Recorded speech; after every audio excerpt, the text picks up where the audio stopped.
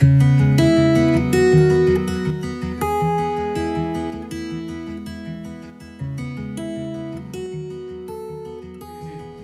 amigos nuestros, bienvenidos a este nuevo programa de Ven Sígueme en Pareja.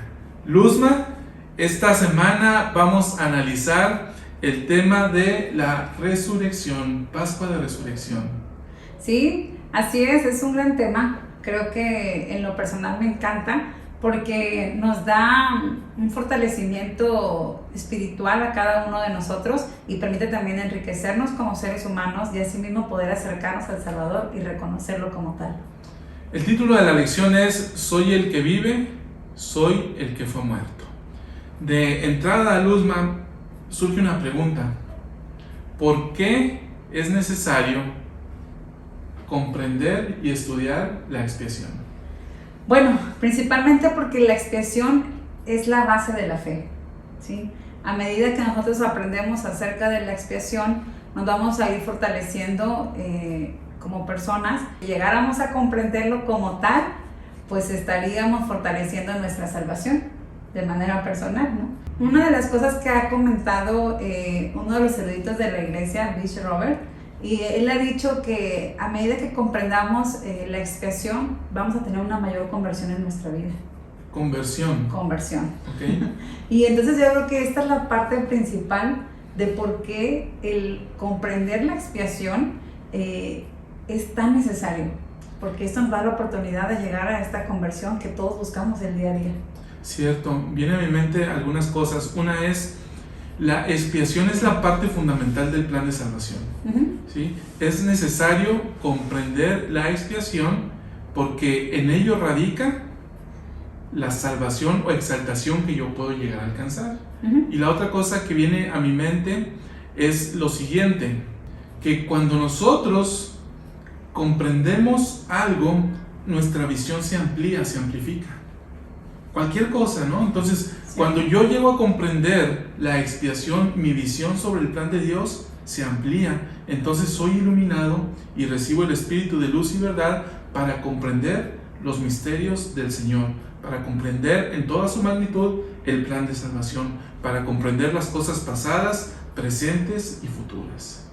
Sí, incluso esta parte que mencionas creo que es muy fortalecedora, ¿no? Cuando ampliamos la visión, si tenemos la oportunidad incluso de ver otras percepciones o situaciones que nos van a ir fortaleciendo en el conocimiento del Salvador y su expiación. Creo que es importante. Cierto, pues bueno, entonces comenzamos con este programa.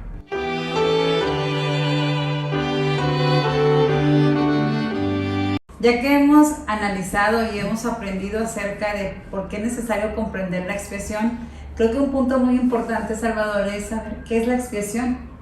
¿Qué es la expiación? Es súper complicado definirlo, ¿no? Pero hay algo que a mí me ha encantado mucho, o alguien que me ha encantado mucho, como lo explicó, que es el Elder Tad Callister, una autoridad general que también sirvió como presidente de la Escuela Dominical de la Iglesia. Y él, en una conferencia general, enseñó lo siguiente, dice: en un sentido, es una serie de acontecimientos que comenzaron en el jardín de Getsemaní, continuaron en la cruz y culminaron cuando el Salvador resucitó de la tumba. Todo motivado por un amor incomprensible por cada uno de nosotros. Para esto se requería una persona que estuviera libre de pecado, que tuviera poder infinito sobre los elementos, aún sobre la muerte, que poseyera una capacidad ilimitada para sufrir las consecuencias de todos nuestros pecados y enfermedades, y que, efectivamente, descendiera por debajo de todo ello. Esa fue la misión de Jesucristo, en eso consistió su expiación. Qué interesante descripción y la verdad muy amplia, porque regularmente podemos referirnos como expiar, es como expiar la culpa. La expiación es expiar o pagar una culpa. ¿Sí? Pero desde la manera en que lo has compartido, es esta parte donde es un amor incomprensible, ¿no? Sí, un amor ilimitado. Ilimitado, así es. Y que comienza desde el jardín de Getsemaní, hasta su resurrección. Hasta la resurrección, ¿no? Entonces, toda esta serie de eventos concatenados, que es el Getsemaní, el sufrimiento en el transcurso al Gólgota, el Calvario propiamente de la cruz, su muerte como tal. Después, cuando Él resucita, 3 días después, toda esta serie de actos es la expiación, o comprenden la expiación. ¿Y qué se requería para ello?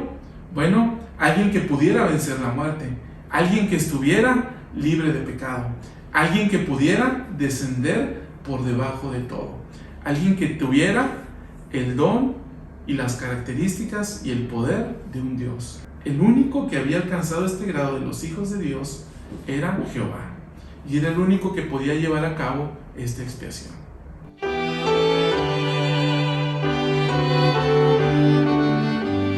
Ya que hemos analizado el alcance o el significado de la expiación, Luz, ahora tenemos que entender el propósito. ¿Cuál es el propósito de la expiación de Cristo? Cuando tú piensas en esto, ¿qué viene a tu mente? Bueno, principalmente en la guía del estudio de las escrituras menciona que es una reconciliación con Dios. La expiación. La expiación. ¿No? Ok. Y entonces, el pensar el propósito de la expiación es esta parte que hace posible, por medio del Salvador, el poder volver a la presencia de Dios, ¿sí? El poder vivir con Él, llegar a ser como Él. Okay. Y también la otra sería el tener una plenitud de gozo. Ok. Entonces, en el plan de salvación hay un elemento que es la caída. En la caída nosotros nos alejamos de Dios. En la caída, o como consecuencia de la caída, nosotros nos convertimos en seres que podemos o tenemos el poder de llegar a pecar. Entonces esto nos aleja de Dios, ¿no? Así es. Entonces el propósito de la expiación es precisamente reconciliarnos con Dios. Reconciliar. Y esta en las escrituras se conoce como la doctrina de la reconciliación. Entonces el propósito de esta expiación es hacer posible que volvamos de nuevo a la presencia de Dios. Y eso nos reconcilia, ¿no? Sí, claro. Entonces eso, estar en la presencia de Dios, significa ser como Él. Y ahorita decías un elemento muy importante. Tener una plenitud de gozo. Plenitud de gozo, ¿no? Y a veces eso no lo vemos, Salvador. ¿Por qué? Porque estamos muy, digamos que de cierta manera, solamente con esta visión, incluso lo que tú mencionabas de ampliar la visión, hace rato que veíamos, nuestra visión es muy corta para solamente decir que nos reconciliamos con Dios y como que nos hemos acercado a Él. Y se nos olvida que también parte del plan de felicidad de Él es esto, tener una plenitud de gozo.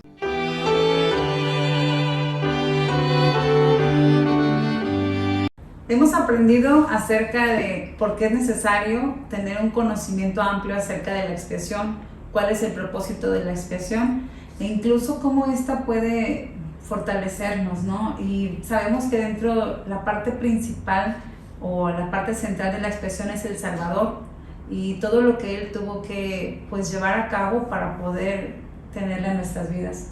Pero creo también, Salvador, que Él tuvo que haber pasado varias cosas, ¿no? Obstáculos, algo así. Fíjate que Él pasó obstáculos y a mí me encanta un discurso que dio el Elder Callister, que te vamos a dejar aquí en la descripción del video para que lo veas completo si así lo gustas. Y él enseña que son 4 cosas las que Jesucristo nos ayudó a superar, o 4 obstáculos que Él nos ayudó a superar. Y aquí los estás viendo en pantalla. Y dice, el primero es la muerte física. El segundo es la muerte espiritual ocasionada por Adán y nuestros pecados. Es decir, uno es por la caída y otro es por consecuencia de nuestros propios errores. El tercero, dice el Elder Callister, nuestras aflicciones y enfermedades. Y finalmente el cuarto, nuestras debilidades e imperfecciones. Entonces estos 4 elementos, o 4 obstáculos más bien, son los que nos ayudó a superar Jesucristo a través de la expiación. Y a través, Salvador, de esos obstáculos que Él ya superó, ¿esto permite que nosotros también podamos superarlos? Sí, exacto. O sea, Él los superó precisamente para que nosotros podamos superarlos, ¿no? Es decir, ¿cómo y a través de qué? A través de su gracia, que podemos ser habilitados para ser mejores, a través de su gracia que podamos ser habilitados o fortalecidos para superar nuestras tristezas, nuestras enfermedades físicas, nuestras depresiones y este tipo de cosas, ¿no? Todo es a través de la expiación de Jesucristo.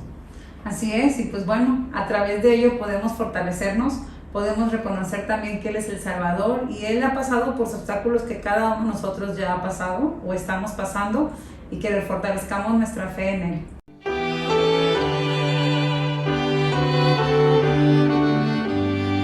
En la serie de escrituras que ahora estás viendo en pantalla, en el libro de Mormón aprendemos que una de las características de la expiación es que es una expiación infinita. Entonces, esto me lleva a meditar y trato de pensar qué es una expiación infinita o por qué es una expiación infinita. Pues mira, Salvador, yo te lo podría decir como yo lo comprendo. Pero el presidente Nelson lo define mejor que yo y me gustaría que pudiéramos leer esta definición que él da. La expiación de Jesucristo es infinita, no tiene fin. También es infinita en el sentido de que todo el género humano se salvará de la muerte sin fin. Y es infinita en el sentido de su intenso sufrimiento. Es infinita en lo que abarca, porque se hizo una sola vez por todos. Y la misericordia de la expiación se extiende no solo a una cantidad infinita de personas, sino también a un número infinito de mundos creados por Él. Es infinita más allá de cualquier escala de dimensión humana y de comprensión mortal. Fíjate, el presidente Nelson ya al final lo dice, ¿no? Más allá de toda comprensión mortal, entonces, ¿dónde nos quedamos? ¿Sí? Bueno, pues habló un poco acerca de lo que podríamos imaginar que es la expiación, pero creo que es difícil el poder comprenderla. Sí. Pero como veíamos en el principio de nuestro segmento, hablábamos acerca de qué tan necesario es llegar a comprenderla. Es por esto, ¿no? Porque cuando llegamos a comprenderla podemos llevarnos a la salvación, nos llevará. Cierto, entonces aquí el presidente Nelson, cuando menciona es infinita porque abarca a todos, porque cubre a todos. Ya está, ¿sí? Otros mundos. Exacto, ¿no? Entonces es una serie de características que tiene la expiación: infinita en poder, infinita en cobertura, infinita en amor, y otra serie de características que vamos a analizar en los siguientes segmentos.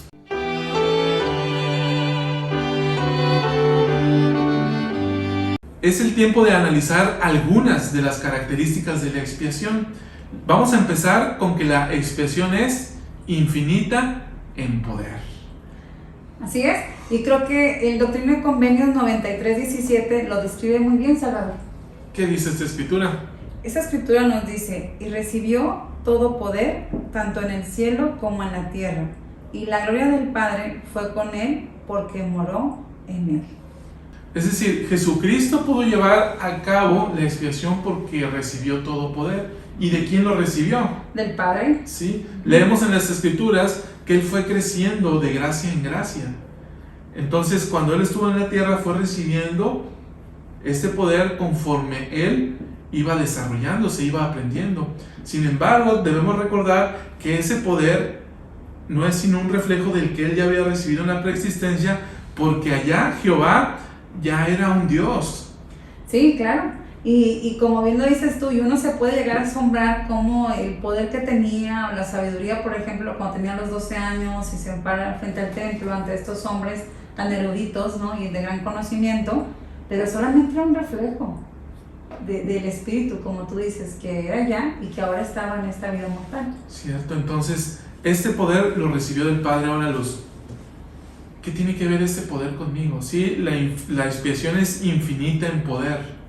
Y el que lo llevó a cabo era un ser divino que tenía poder ilimitado. Y tenía el poder de entregar su vida, porque la entregó, y volverla a tomar. ¿Sí? Tenía ese poder y tenía el poder de hacer toda la serie de milagros que llevó a cabo. Pero ¿qué tiene que ver eso conmigo? O sea, cuando tú piensas, ok, Jesucristo tenía todo poder, ¿qué tiene que ver conmigo? Bueno, una de las cosas que yo considero es esta parte de que a través de este poder puede fortalecernos a nosotros. Okay. Y a través de esta expiación que es pues infinita en el poder, es que nosotros vamos a poder lograr el reconciliarnos con Dios. Fíjate, me encanta eso, ¿no? Entonces, así como Jesucristo recibió el poder del Padre, nosotros podemos ser investidos de ese poder. ¿Para qué? Para ser habilitados para ser mejores, para tener el poder de arrepentirnos, para tener el poder de ser llenos de gracia. Sí, y eso es a través, ahora sí que de este poder del Salvador que podemos sentirnos, ¿no? Y que podamos también llenarnos del poder de la expiación y de esta manera fortalecernos cada uno de nosotros. Bien, hermanos, busquemos este poder, imploremos el poder del cielo para que seamos investidos con todo el poder que proviene de la expiación.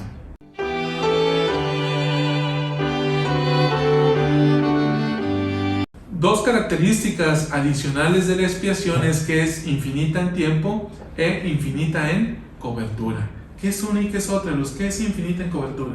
Bueno, pues el presidente Nelson menciona acerca de las características de lo que es la expiación, y en esto él menciona, se extiende no solo a una cantidad infinita de personas, sino también a un número infinito de mundos creados por él. Entonces la cobertura es amplia, en personas y en mundos. Cierto, y él cubre todo, todas las creaciones, todas las creaciones, todos los mundos que él ha creado van a ser redimidos o pueden ser redimidos a causa de la expiación, ¿sí? Entonces abarca toda creación, todo mundo, toda persona. Así es. ¿Y cuando es de tiempo? Cuando es de tiempo, pues se refiere a que es en el pasado, en el presente y en el futuro. Por ejemplo, leemos en el libro de Mormón, antes de que viniera Jesucristo, que esperaban a este Jesucristo. Todas las profecías del Antiguo Testamento se refieren a un Salvador, a un ser que iba a ser inmolado por los pecados del mundo. Entonces, ese era Jesucristo, abarcaba desde ellos, abarca a nosotros, para nosotros en la actualidad, y abarca para los que han de venir, ¿sí? Abarca para los que han muerto sin la ley y abarca para los que han muerto con la ley. Sí, ahorita que te escucho hablar, Salvador, en cuanto a esto, me hace recordar cómo Isaías, él ya mencionaba cómo se llevaría a cabo esta expiación, ¿no? Y qué sucedería con el Salvador. Entonces, aquí vemos que la expiación cubre todo, cubre todas las creaciones y cubre todos los tiempos. Sin importar en qué época hayamos vivido, la expiación tiene el alcance de protegernos a todos.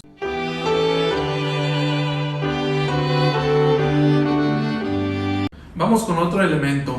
La expiación es infinita en profundidad. Luz, cuando escuchamos esta palabra, pues al menos yo pienso en la profundidad del mar. ¿Sí? Sí, cierto. Algo que está a lo mejor muy, muy por debajo. Sí, muy por debajo. Tú has dicho, esta palabra es clave, por debajo. Vamos a tratar de entender esto a partir de dos escrituras en Doctrina y Convenios y una declaración del Elder Holland. Mira, ayúdame a leer Doctrina y Convenios 122:8. El Hijo del Hombre ha descendido debajo de todo ello. ¿Eres tú mayor que él? Aquí el Señor hablándole a José en uno de sus mayores sufrimientos. Entonces le dice, a ver, Jesús descendió debajo de todos los sufrimientos que tú pudiste o estás pasando. ¿Qué te dice esto a ti, Luz? Bueno, creo que después por eso hace este cierre con esta pregunta donde le dice, ¿eres tú mayor que él? Pues la verdad es que no.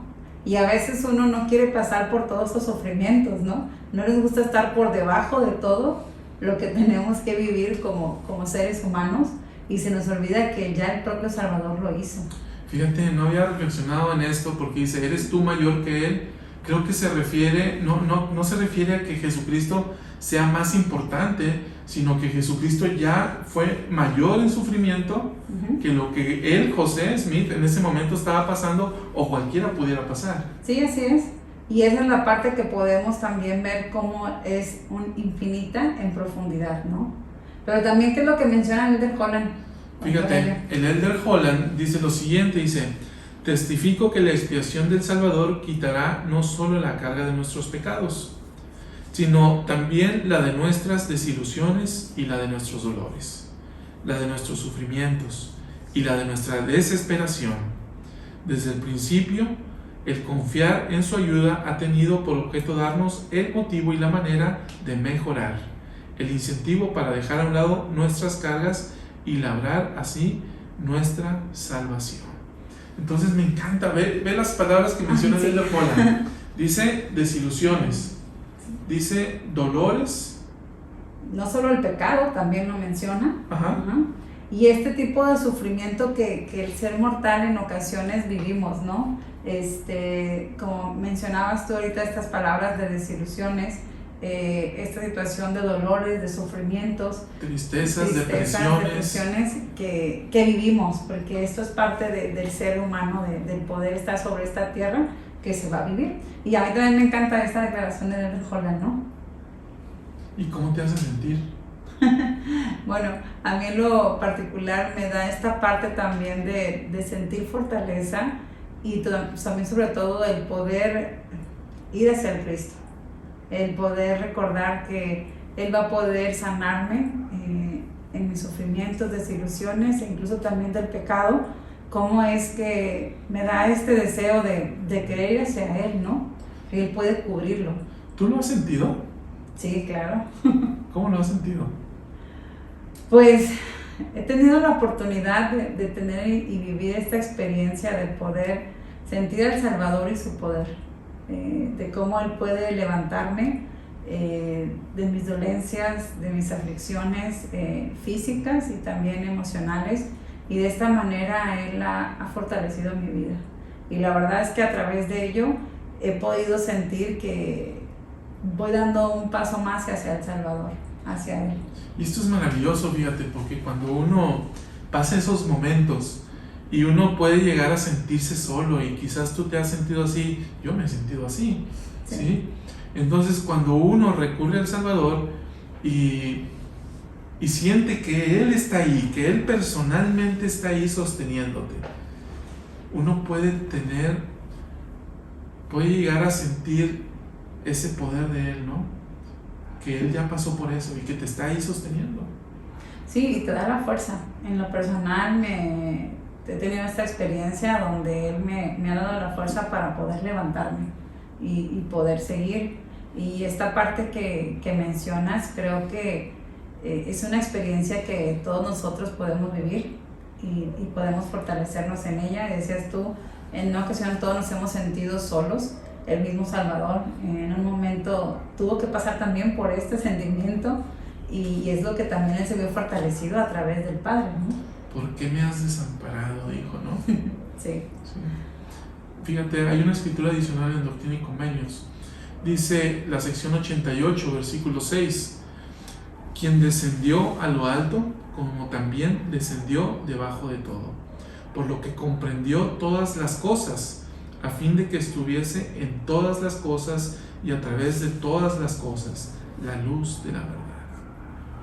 Me encanta eso, porque dice, descendió por debajo de todo porque comprendió todo. Es decir, Él tuvo que pasar eso para poder comprendernos. Sí, y ahora sí que también es una manera, Salvador, de que Él nos comprende, y de esta manera cuando uno va hacia Él o se acerca a Él, es como, tú ya pasaste por esto, tú puedes comprenderme, porque Él descendió debajo de todo ello. Pues hermanos, es el poder del Salvador. La expiación es infinita en profundidad, porque el Salvador pasó por debajo de todo, y debido a eso nos puede auxiliar en todo, nos puede sanar de todo y nos puede comprender en todo.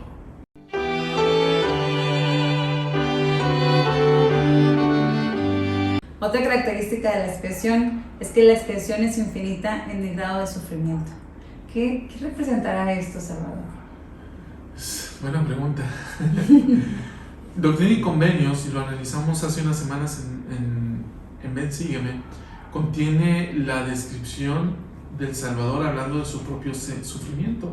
Y dice en la sección 19, versículo 18, dice: padecimiento que hizo que yo, Dios, el mayor de todos, temblara a causa del dolor, y sangrara por cada poro, y padeciera, tanto en el cuerpo como en el espíritu, y deseara no tener que beber la amarga copa y desmayar. Entonces ve cómo Él describe este sufrimiento. Es infinita en el grado de sufrimiento porque Él lo sufrió todo. Y dice, padecimiento que hizo que yo, Dios, sangrara por cada poro, y luego dice, y deseara no tener que beber de la amarga copa y desmayar. Me dejas pensando mucho. ¿Qué te hace pensar? Primero esta parte, o sea, de lo que leíamos ahorita, temblaba a causa del dolor, ¿sí? Sangrar por cada poro. Esta parte no puedo llegar a comprender cómo fue que él sufrió y todo este dolor que él vivió. Esa es una de las escrituras que en lo personal me duelen. No, al leerlas y imaginar todo lo que él sufrió, creo que volvemos a lo que el presidente Nelson mencionaba, ¿no? Que es algo incomprensible, la expiación, y sí, sufrió y padeció por causa de todos nosotros, incluso siendo él el mayor entre todos nosotros.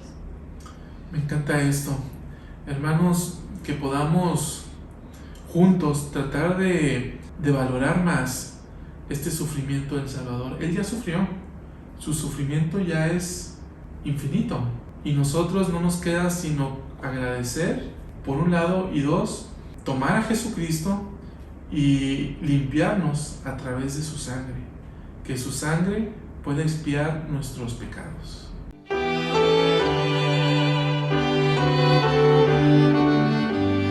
Una última característica de la expiación que vamos a analizar el día de hoy es que la expiación es infinita en amor. Me encanta esta expresión, en amor. Ok, ¿por qué te encanta? Porque me hace sentir amada, me hace también sentir que hay algo más allá de esta expiación, que ya vamos a hablar de otras características, como que la parte central de todo para mí es el amor. Cierto, mira, voy a compartirte una declaración que hizo Letter Holland, y él dice lo siguiente, dice: esa primera secuencia de la Pascua de la expiación y la resurrección constituye el momento más trascendental, el sacrificio más generoso, el dolor más terrible y la manifestación más majestuosa de amor puro que jamás se haya manifestado en la historia del mundo. Jesucristo, el unigénito de Dios, sufrió, murió y se levantó de los muertos a fin de que Él, al igual que un rayo en una tormenta de verano, pudiera asirnos cuando caemos, sostenernos con su fuerza y mediante nuestra obediencia a sus mandamientos elevarnos a la vida eterna. ¿Qué viene a tu mente? Me encantó esta parte de la declaración que compartes, donde dice que es la manifestación más majestuosa de amor puro que jamás haya visto. Y aparte de esto, Holland también menciona que es a través de su fuerza que Él va a poder sostenernos cuando nos caigamos, ¿no? Y a través también de la obediencia a los mandamientos que nosotros hagamos en el día a día. Entonces creo que esta es la parte donde toda la expiación llega a centrarse en lo que el Salvador dio por cada uno de nosotros. Una de las cosas que vino a mi mente cuando estábamos leyendo esto es una escritura que dice: y ninguno tiene mayor amor que este, que uno ponga su vida por sus amigos. ¿Y por qué? Viene entonces la pregunta para mí: ¿y por qué alguien tiene el deseo de poner su vida por sus amigos? Y aquí está la respuesta: la demostración más majestuosa de amor puro que alguien pueda demostrar es esta, que alguien se sacrifique por ti. Y eso es lo que hizo el Cordero de Dios, sacrificarse por nosotros. Él condescendió, Él bajó de los cielos para morar entre los hombres, vivir como los hombres. ¿Por qué? Por amor. Se sacrificó por amor. Sí, y esto es algo que mencionas, y que podemos recordar que también somos amigos del Salvador, que podamos sentir este amor tan puro que Él ha manifestado, que nos ha dado, y que de la misma manera va a fortalecer nuestra vida. En el momento en que caigamos, Él nos va a levantar, que nos fortalezcamos en ello, y mediante esto podamos encontrar esperanza en el amor puro de Cristo.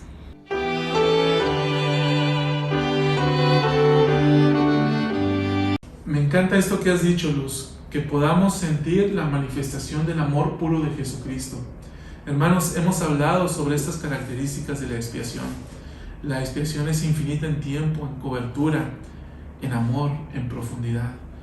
Esta serie de características a mí me enriquecen, a mí me llevan a valorar más al Cristo, y yo te quiero decir que yo creo en Él. Yo creo en que Jesucristo vivió entre los hijos de los hombres. Él caminó, Él sanó a las personas, Él anduvo haciendo bienes. Te doy testimonio de que Él murió en la cruz, y te digo que yo sé que al tercer día, después de que Él murió, Él resucitó. Y sé que a través de esta serie de actos concatenados, desde el Calvario hasta su resurrección, nosotros podemos alcanzar plenitud de gozo. Podemos ser restaurados, podemos ser limpiados, podemos ser sanados y podemos ser fortalecidos y elevados a la altura que Él tiene.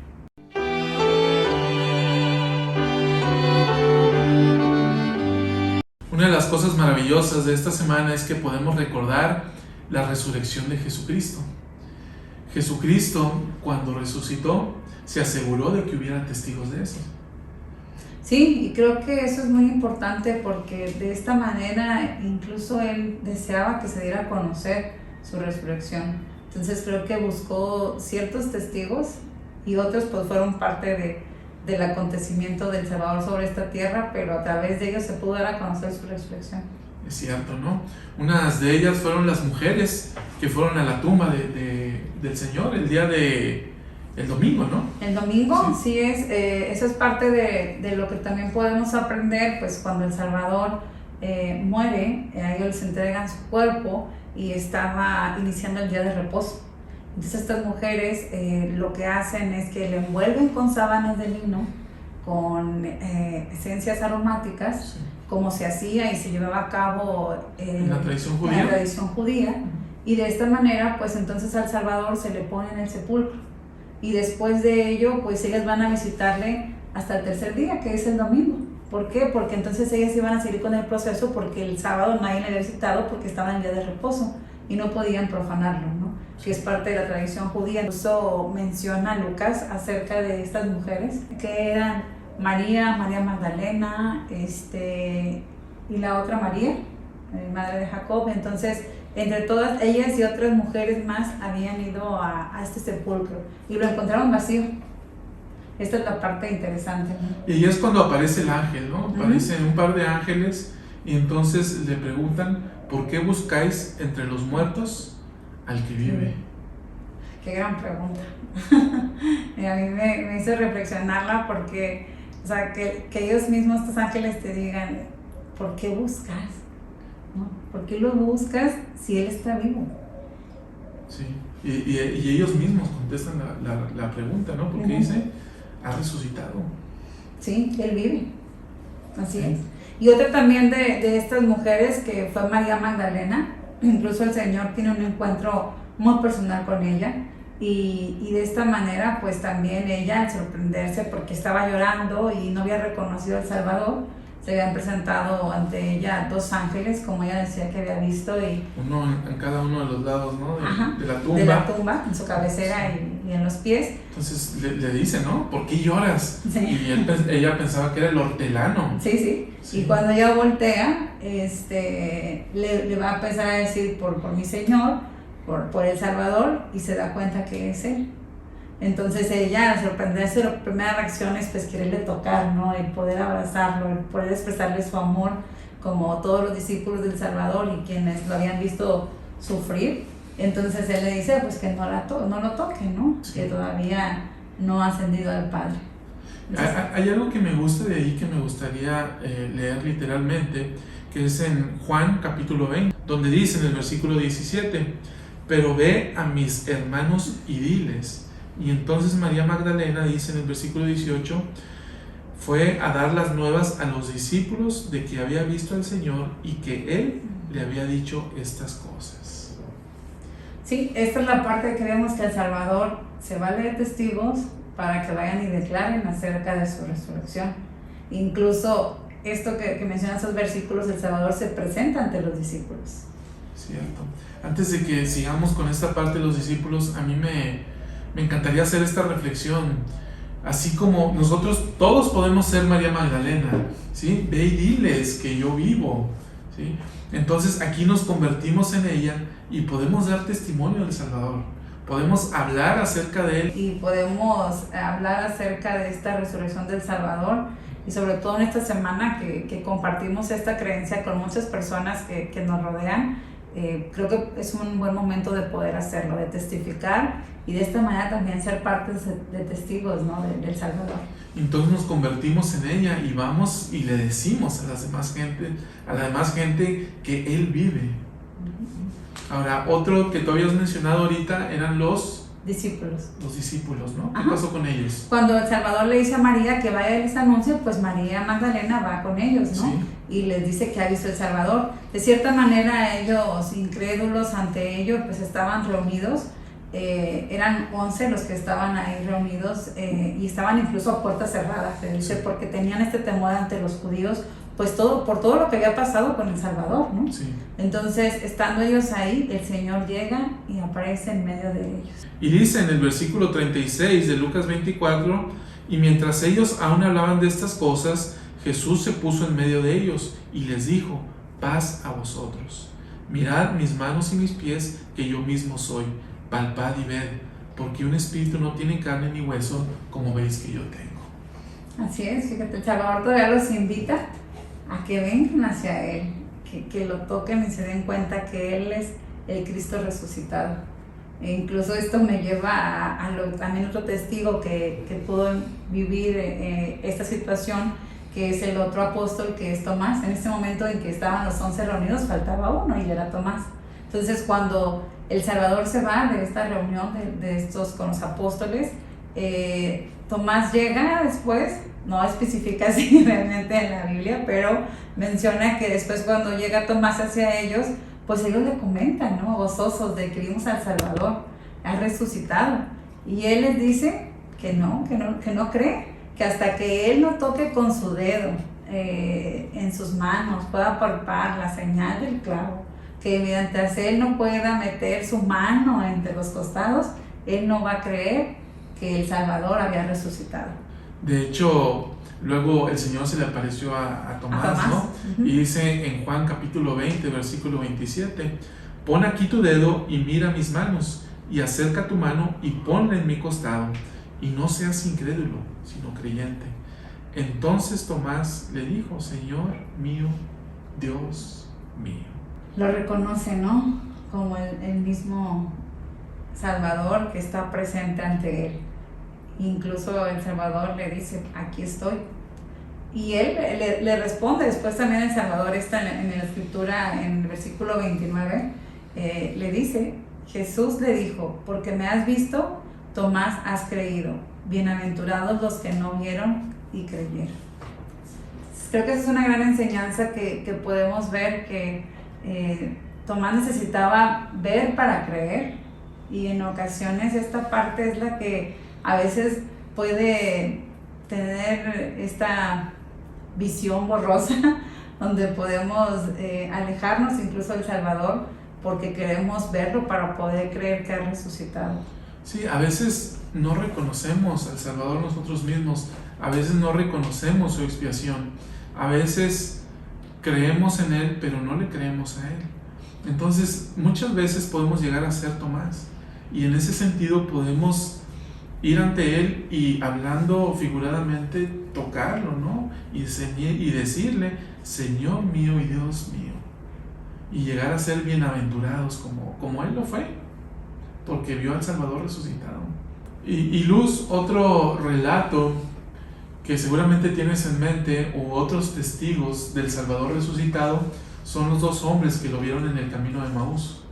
Sí, fíjate, Salvador, que estos dos hombres iban camino a esta aldea que estaba aproximadamente 12 kilómetros de Jerusalén. Uh-huh. Y pensando ahí en nuestros tiempos, pareciera que fueron durante 2 horas que fueron ellos caminando hacia esta aldea, y en ese momento llega Jesús al encuentro de ellos, ¿no? De cierta manera pasa un tiempo donde ellos hablan con él y le explican acerca de lo que se está viviendo en Jerusalén, y entonces el Salvador pues se une a la plática con ellos, ¿no? Digamos que camina con ellos hasta llegar a la aldea, y cuando ha hablado con ellos acerca de las escrituras, pues él hace como que él tiene que seguir su camino, y ellos le dicen: no, quédate, ya es noche, quédate con nosotros. Y él se queda con ellos, y en esa tarde, noche, ellos se empiezan a comer, ¿no? Habiendo llegado a la aldea aquí, y entonces el Salvador mismo parte el pan, ¿sí? y les da. Y al momento de esto es cuando los ojos de ellos que habían sido velados fueron abiertos. Me encanta eso, porque Jesucristo bendijo el pan precisamente recordando su sufrimiento, ¿no? Recordando su expiación, recordando su sacrificio. Eso era en memoria de lo que Él había hecho. Entonces, Luz, a través de lo que hoy nosotros conocemos como la Santa Cena, es que los ojos de estos hombres fueron abiertos. ¡Qué gran enseñanza! ¿Sí? Y de esta manera, a través de ellos reconocen al Cristo, como esperamos nosotros cada semana empezar a reconocer al Cristo, ¿no? Sí, en ello yace esa gran lección. A través de la Santa Cena, yo puedo reconocer más plenamente al Salvador. Y si mis ojos están velados, se van a abrir a través de ello, ¿no? Sí, es cierto, y en lo personal se han abierto. He tenido la oportunidad de poder reconocer al Salvador, de volverme a Él durante estos momentos tan significativos de la Santa Cena y poder reconocer la expiación infinita que ha hecho por mí. Luz, hay más testigos de esto. Está también Pablo, que vio a Jesucristo resucitado. También están los nefitas, alrededor de 2500 nefitas, que lo vieron ahí en abundancia y que ellos fueron, tocaron uno por uno las marcas en sus manos y en sus pies y en su costado. Entonces todos ellos pudieron dar testimonio del Salvador resucitado. Y hay uno más, que es el profeta José Smith, el profeta de la restauración. Tenemos 4 registros canonizados de que Jesucristo se le apareció al profeta José Smith. Uno está en José Smith Historia, la primera visión. Otro es la sección 76, los grados de gloria. El otro es la sección 110, cuando Jesucristo se aparece para aceptar el templo de Kirtland. Y la última es la sección 137 de Doctrina y Convenios. Ahora, voy a hacer referencia a la sección 76, donde José Smith dice lo siguiente: de quien damos testimonio, y el testimonio que damos es la plenitud del Evangelio de Jesucristo, que es el Hijo a quien vimos y con el cual conversamos en la visión celestial. Y vimos la gloria del Hijo a la diestra del Padre y recibimos de su plenitud. Y ahora, después de los muchos testimonios que se han dado de Él, este es el testimonio, el último de todos, que nosotros damos de Él, que vive, porque lo vimos, sí, a la diestra de Dios, y oímos la voz testificar que Él es el unigénito del Padre. Luz, ¿cómo te hace sentir escuchar este testimonio del profeta? Pues bueno, creo que es una de las cosas que pueden fortalecernos, hablando de los testimonios que hemos ya visto, antiguos, como podemos decir, pero esta parte que tú mencionas de José Smith, contemporáneo en esta época, en este tiempo, El Salvador sigue todavía necesitando de sus testigos, y lo fue con José Smith. Y qué testimonio da él, ¿no? Que vive porque lo vimos. Qué maravilloso. Y cerramos con esto, Luz, que es el Cristo viviente, el testimonio de los apóstoles que los profetas vivientes dictaron en enero del año 2000. Con el presidente Gordon B. Hinckley. Sí, la iglesia dirigida con el presidente Gordon B. Hinckley. ¿Me ayudas a leer este testimonio que ellos dan? Claro. Damos testimonio en calidad de sus apóstoles debidamente ordenados, de que Jesús es el Cristo viviente, el inmortal Hijo de Dios. Él es el gran Rey Emmanuel, que hoy está a la diestra de su Padre. Él es la luz, la vida y la esperanza del mundo. Su camino es el sendero que lleva a la felicidad en esta vida y a la vida eterna en el mundo venidero. Gracias sean dadas a Dios por la dádiva incomparable de su Hijo divino. Qué hermosa declaración. Sí, Él es la vida, Él es la luz, Él es la esperanza, Él es la felicidad. Sí, y esta parte, ¿no?, que nos hace reflexionar y meditar en cuanto al Cristo viviente, ¿no? Que Él es parte, como tú mencionabas, de la felicidad en esta vida y en la venidera. Yo creo que es una de las cosas que nos podemos ir y reflexionar en nuestro día, es que podamos ser testigos del Cristo viviente.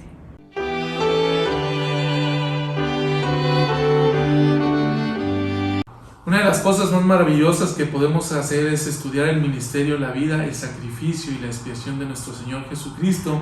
Y hoy hemos hecho eso, lo hemos disfrutado muchísimo y nos hemos gozado en las bendiciones que provienen de la expiación de Él. Luzma. Pues bueno, yo me quedo con este programa, me encantó, y la verdad es que hacer esta reflexión de la expiación del Salvador, a medida que llegamos a comprenderla cada vez más, deseamos pues ser más parecidos a Él. Cuando nosotros admiramos constantemente a algo de manera habitual, es cuando llegamos a valorarlo más y tratamos de ser más parecidos a ello, lo que admiramos, y nos fortalecemos en ello. Bien, pues entonces, hermanos, que en esta semana de Pascua podamos acercarnos más a nuestro Redentor Jesucristo y a nuestro Maestro Sanador.